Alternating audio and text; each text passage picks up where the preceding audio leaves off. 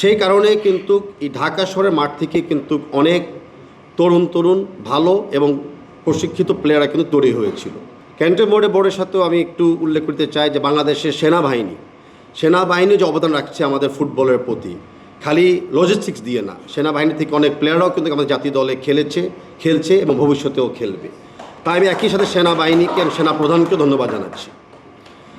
আমি স্মরণ করতে চাচ্ছি উইথ আটমোস্ট রেসপেক্ট ধন্যবাদ জানাতে চাচ্ছি যে আমাদের সকলের বর্তমান প্রাণপ্রিয় নেতা আমাদের মাননীয় প্রধানমন্ত্রী তারেক রহমান সাহেবকে, যে উনি যে এখন ফুটবল এবং ক্রীড়াটাকে আমাদের প্রতিটি শিশুর প্রতিদিন জীবনের ভিত্তিতে অন্তর্ভুক্ত করে দিয়েছে। সেটা এখন স্কুলের মাধ্যমে হোক বা স্কুলের পরে বিনোদনের জন্য খেলাধুলার মাধ্যমে হোক। আসলে স্পোর্টসটা আমাদের কী শেখায়? স্পোর্টসটা আমাদেরকে শেখায় প্রতিযোগিতা, প্রতিহিংসা নয়। স্পোর্টস আমাদেরকে শেখায় ভালো স্বাস্থ্য, শারীরিক এবং মানসিক স্বাস্থ্য ঠিক রাখার জন্য। কারণ আমরা সবসময় জানি যে good health prevention is better then reaction. তো ক্রীড়ার মাধ্যমে কিন্তু আমরা প্রিভেন্টিভ মেজার্স নিতে পারি আমাদের স্বাস্থ্যের জন্য। স্পোর্টস আমাদেরকে শেখায় সমাজকে কীভাবে ঐক্য রাখতে হয়। RICL TMX, যুগের পর যুগ স্থাপনা থাকে মজবুত।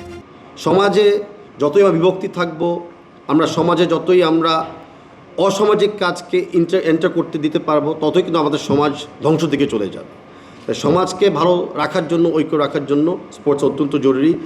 সেই স্বপ্নটাই, সেই ভ্যালুটাই আমাদের প্রধানমন্ত্রী আমাদেরকে দেখিয়েছে, শিখিয়েছে। ওনার নির্দেশনার সাথেই কিন্তু আমাদের মাননীয় প্রশাসক এগিয়ে যাচ্ছে। আমিও সুচেষ্টা করতেছি সেই জায়গায় থাকার জন্য। সিটি কর্পোরেশন জানাচ্ছি যে আপনারা 6টা মাঠ এখন উল্লেখ করে দিয়েছেন উন্মুক্তভাবে খেলাধুলা করার জন্য। তো অনুরোধ করছি যে মাঠ খালি উন্মুক্ত রাখলে হবে না, মাঠে মেরামতটাও থাকতে হবে, চর্চা থাকতে হবে। সেই প্রক্রিয়াতে, সেই চেষ্টায় বাংলা ফুটবল ফেডারেশন থেকে আমরা প্রস্তুত আছি আপনাদের সহযোগিতা করার জন্য। সেই মাঠে যদি কোনো কোচ লাগে বা গ্রাস কাটিংয়ে কোনো যন্ত্রপাতি লাগে, সেটাও আমরা সহযোগিতা করব, আমরা করে এসেছি। তো আমরা আপনাদের পার্টনার হিসাবে আছি এবং ভবিষ্যতে আমরা থাকতে চাই।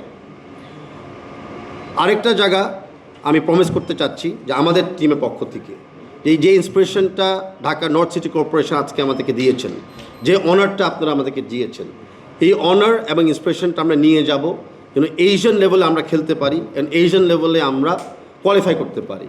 অ্যান্ড আমরা প্রমিস করছি যে যেই মুহূর্তে আমরা এশিয়ান লেভেলে কোয়ালিফাই করব, সেই মুহূর্তে আমাদের ক্যাপ্টেন ওর বক্তব্যতে আপনাদের সিটি কর্পোরেশনকে প্রথম ধন্যবাদটা জানাবে আমাদের এই যাত্রাতে এগিয়ে নেওয়ার জন্য। সিটি কর্পোরেশনের কথা বলেছি। সিটি কর্পোরেশন এখন কার নেতৃত্বে চলছে? শফিকুল ইসলাম খান মিল্টন। শফিকুল ইসলাম খান মিল্টন আপনারা অনেকে জানেন। উনি ছোটোবেলা থেকেই কিন্তু স্পোর্টসের সাথে জড়িত। উনি প্রত্যেকটা জায়গায় ক্রীড়াকে প্রাধান্যতা দিয়েছে, নিজেও রিকৃষ্টভাবে খেলতো। অনেক খেলোয়াড়কে উনি ব্যক্তিগতভাবে কিন্তু স্পন্সর করেছে, নীরবভাবে কাজ করে যাচ্ছে।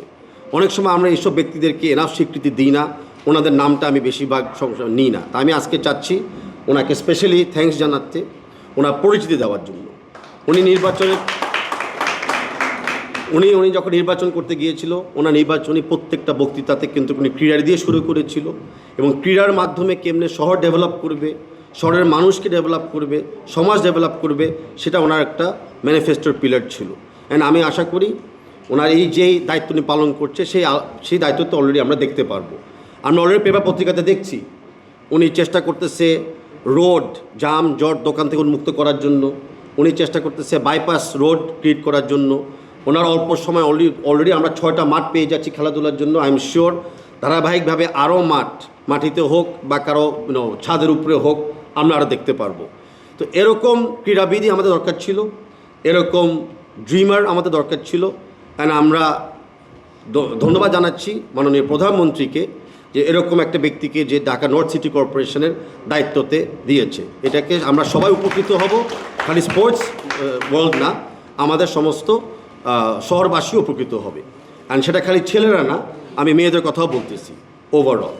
And last but not list members of the press, আপনাকে ধন্যবাদ জানাচ্ছি। আপনারা আজকে এসেছেন, আমাদের কভারেজ দিচ্ছেন, আপনারা নিয়মিত আমাদেরকে সহযোগিতা করেছেন, প্লেয়ারদেরকে হাইলাইটস করেছেন, আর যেখানে আমাদের ত্রুটি আছে আপনারা কনস্ট্রাকটিভভাবে তুলে ধরেছেন।